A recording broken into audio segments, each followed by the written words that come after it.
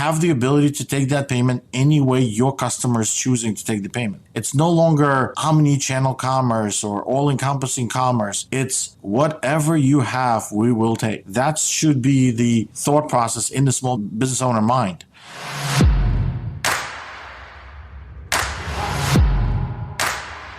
Hey, welcome back to Millionaire University. This is EriK Fisher, and I am thrilled to bring you a conversation with Vlad Sadovskiy. He's the CEO of the digital bank Netevia. He's going to inform us about the financial landscape that has evolved since COVID. And we're going to talk about how small business owners can convey trustworthiness to their customers and dive into some of the financial things that come along with running or starting a business.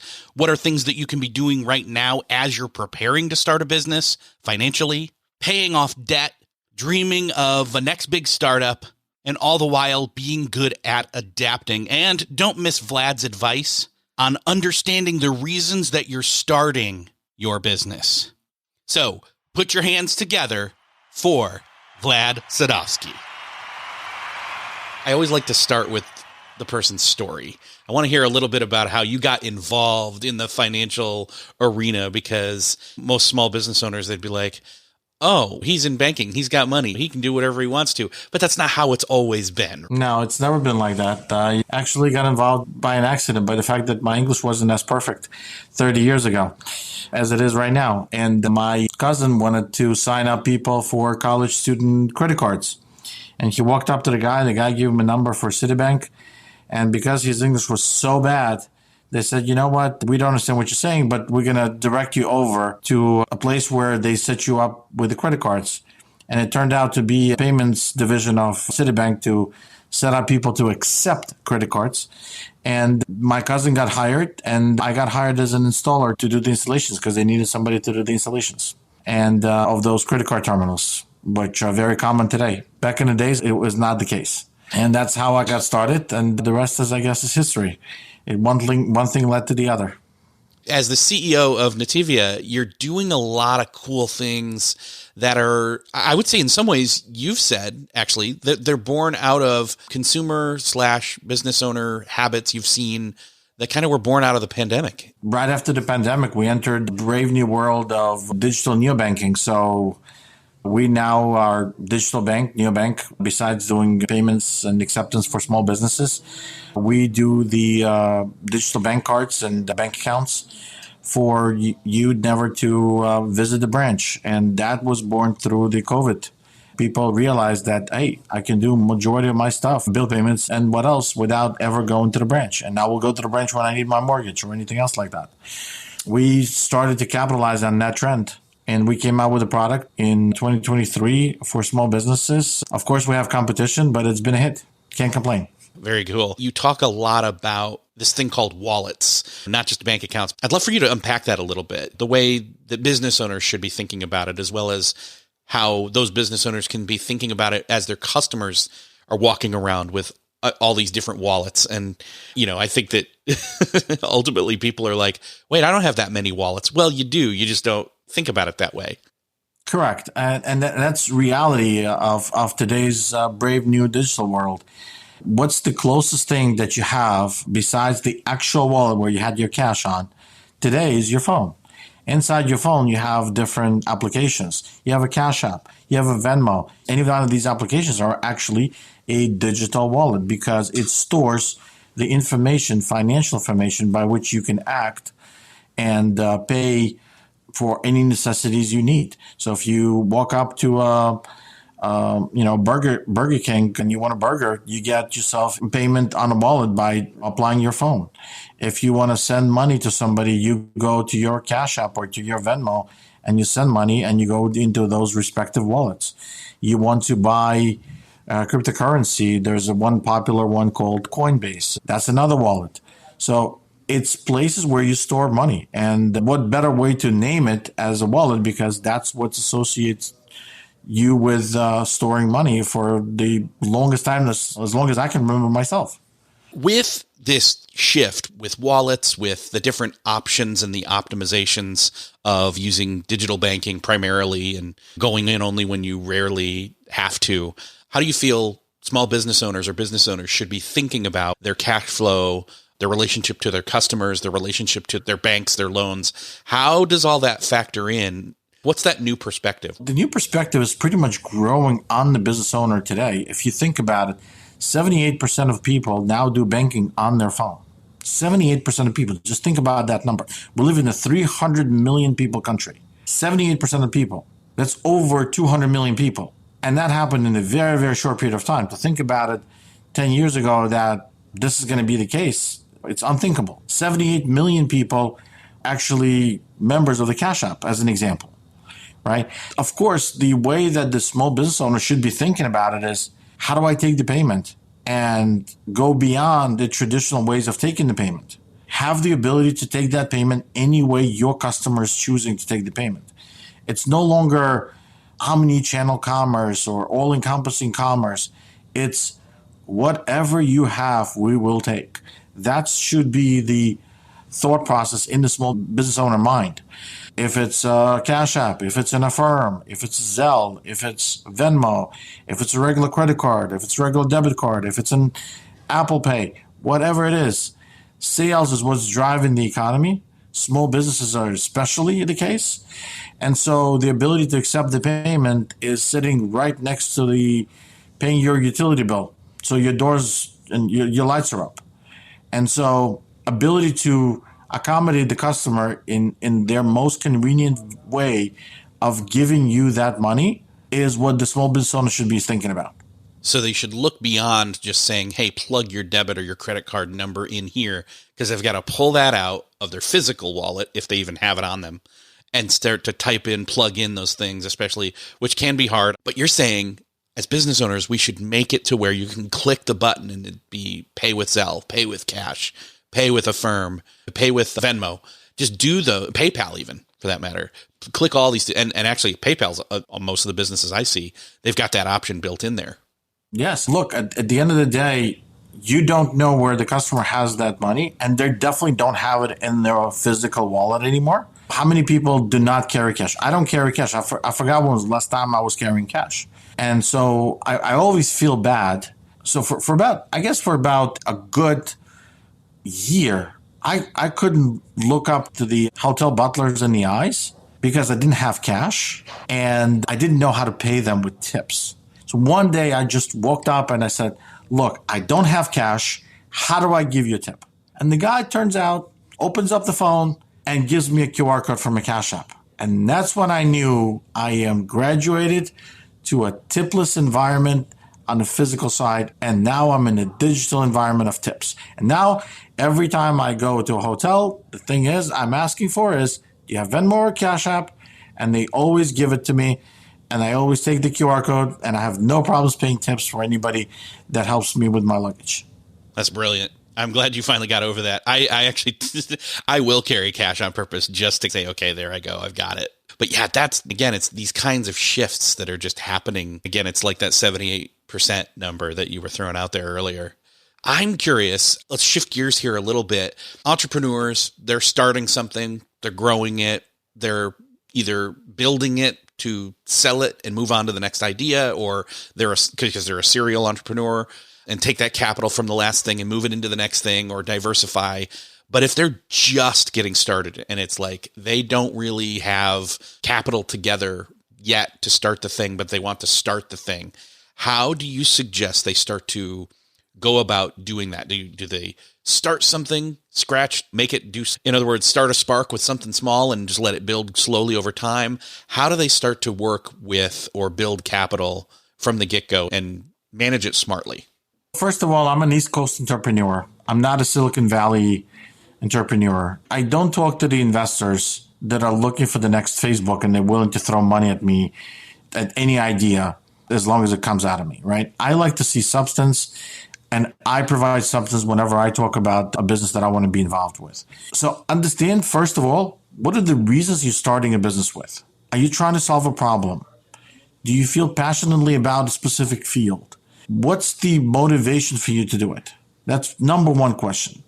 Second question, now it comes to how do I fund that business?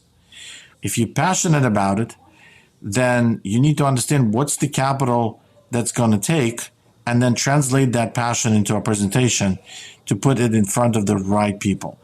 People that are investing in the ideas. Good news about the internet today, plenty of people you could find today that are looking for money to be deployed to the right ideas. And most of the time, guys like me, for example, we don't look at whether idea you have is stupid or not. If you're starting out, we're going to look at you, how passionate you are, what experience you have, how relevant it is to the marketplace, and what problem are you solving. And we'll probably give you $50,000 just to start, and then see if the proof of concept actually works. This is how the top VCs in the country have funded the Facebooks that I mentioned before. It started with an idea and a passion. And so getting a good business plan done, and no, do not go to the business planner. Just write it up yourself. Use ChatGPT, for crying out loud. Okay? I will admire that if I'm the entrepreneur sitting on the other side. And then read it, understand that you understand what you wrote, or what ChatGPT wrote for you, and then try to pitch it to your close relatives, your mother, your father, your sister, your brother, your close friend that you trust with all your business ideas, because everybody else did not understand it. Try it on somebody for them to make sure that they understand what you're talking about. And once you do, then either try to pitch to parents. And if you don't have the financial resource, or parents don't have the financial resources, they'll be proud to try to get you to introduce in front of people that do have some financial resources. And if that's not the case, then go online, and there's plenty of resources of how you go and pitch your idea. It's probably the best advice that I could do. We're guys that have these type of opportunities in front of us. We're always looking for new ideas. We're always trying to fund the next entrepreneur with the next craziest idea they have. I love it. I love it. And that's a lot of the reason why I see you're a good fit as CEO of Netevia, because you cater to a certain extent to not just, you aren't just doing the payment processing, but you're offering small businesses a service in the suite of things that you do. We want to create an ecosystem, and our goal is to be able to empower those small business owners with all of the modern financial tools they can possibly need when not only starting the business, but when they're extending the business. And all our products that we are really trying to put out on the marketplace, every one of our new products and existing products are geared towards, how do we make your life better? How do we make your life easier? How do we create that one-click experience so that you can look at us and project it to your customers and say, I want to have the same experience to my customers. That's why my business is going to be successful, and that's why it's going to flourish. Besides the fact that I know what I'm doing when in the field that I am, whether I'm making cakes, or I am doing a code, or I am advertising online, whatever it is, you're already good at it. We already know that. We just want you to feel the experience that you would appreciate, and at the same time, we want you to have the same experience to your customers and say, hey, there's a Natavia out there. I got a good experience from her, from that company. Yeah, I call it her, by the way. We wanted to have the same experience to our customers. So we're trying to play a role model for the customer, as well as trying to give them the best experience they can have. It sounds like what you're wanting to do is give small business owners the ability to not just convey trustworthiness through solid backbone of support, but actually be trustworthy, because that's what it really comes down to, right? The customer wants to be able to trust who they're purchasing from. And it's especially if you're running a local business, right? It's your local community. People know who you are. Reputation is everything. And I think that's the mantra that I try to live with. And I try to make sure that whatever the decision is, good, bad, it's supported by a thought process that I would look back and say, you know what? Yeah, I would probably do this again the same exact way. Yeah.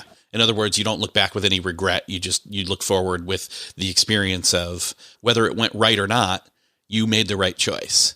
I try to make decisions that I would not regret. That's probably the way to put it. Along in your journey, there were points where there was like, credit card debt or loans or different things like that? How does that play into that? And how has that shaped your perspective? Well, listen, there was a point in my career where I started a business and we had one of the customers defrauded us for about $50,000. And I had $90,000 worth of debt.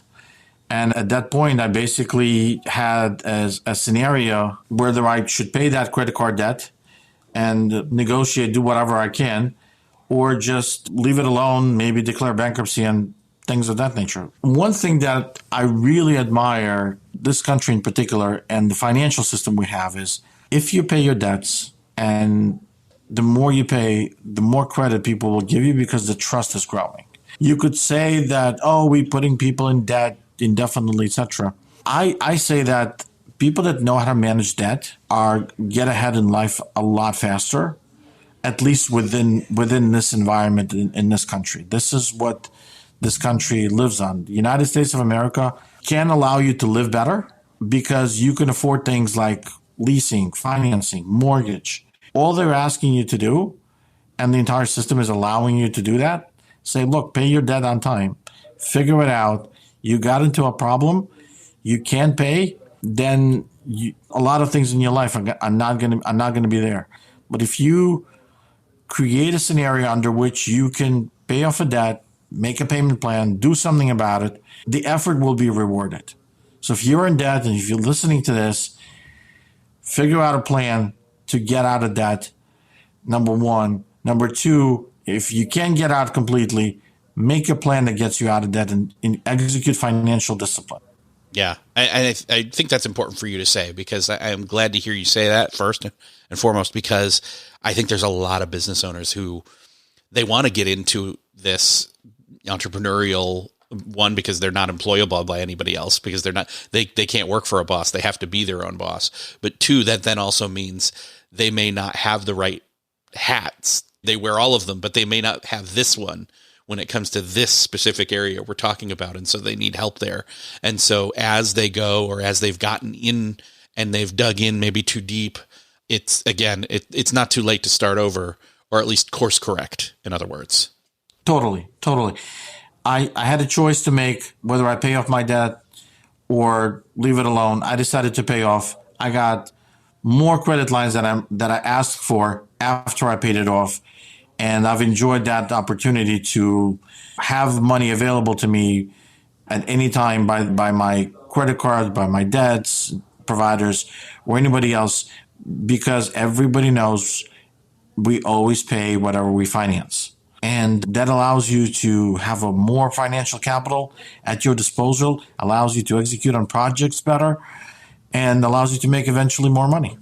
And ultimately, it keeps the headaches out because you're not drowning in debt and anxiety and trying to figure out how to take care of it. Sometimes you are. I mean, look, COVID was hard for everyone, right? We had that during COVID.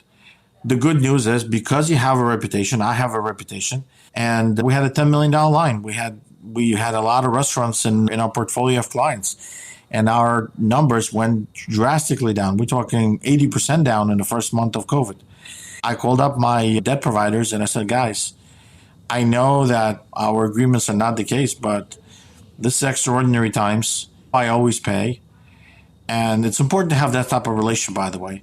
Sometimes it's not the bank will actually go by the rules, but even banks don't want to take hits on the books. So they'll actually work it out and figure it out what to do.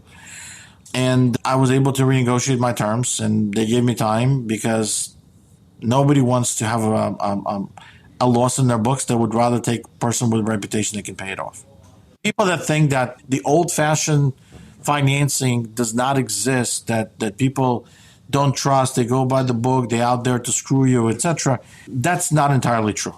I totally disagree with that position.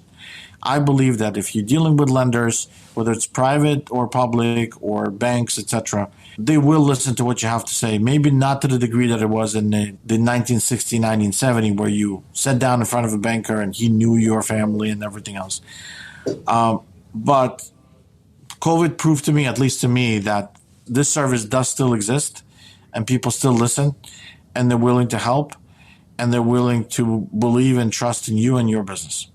if somebody were to come to you right now, you sitting in a coffee bar or something, and they come up and you just happen to start talking and you ask them what they're doing, and they're like, I'm just getting started with this brand new business. And then they find out who you are and they ask you, okay, what advice would you give me through all your experience for me as someone who's just getting started in business? What should I do? How do I make the right choices? What's the guidance that you give them? Number one reason, understand why you're starting a business. Are you passionate about it?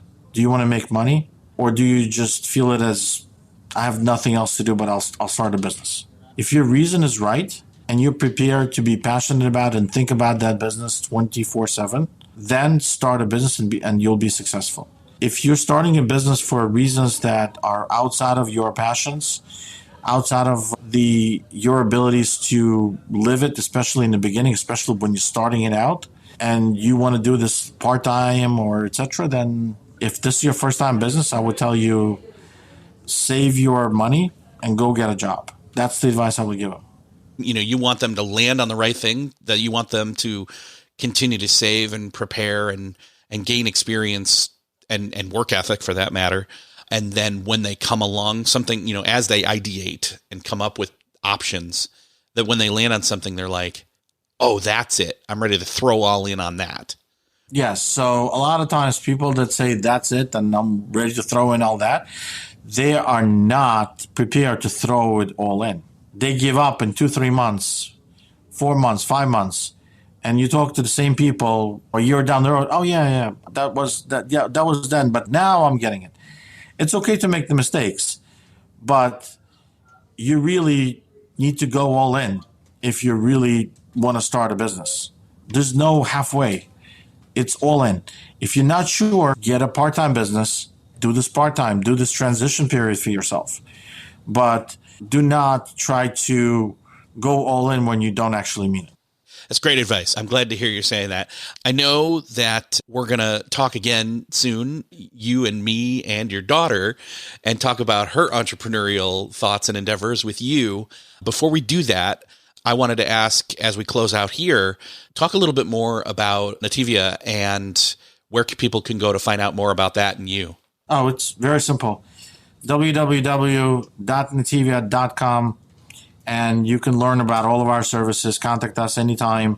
And then me specifically, Vlad Sadovskiy on LinkedIn. You can find me there all the time. I practically live it. This is my one more bedroom. Vlad Sadovskiy, LinkedIn. Connect, send a message. I'm always available. Perfect. I'm sure that our listeners will definitely take advantage of that. And I will have that listed in the show notes for them to jump on and talk with you. Vlad, thank you so much for talking with us, and we'll talk again soon. Thank you. My pleasure.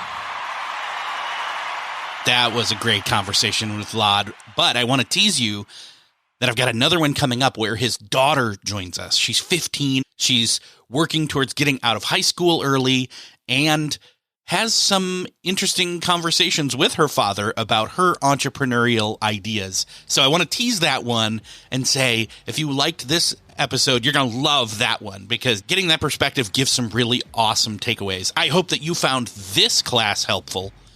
And if you did, hit that share button wherever you're listening to this. Share it with the world on your socials, with a friend, with a coworker, with your partners. Thank you for showing up. Thank you for being on time. And until next time, class dismissed.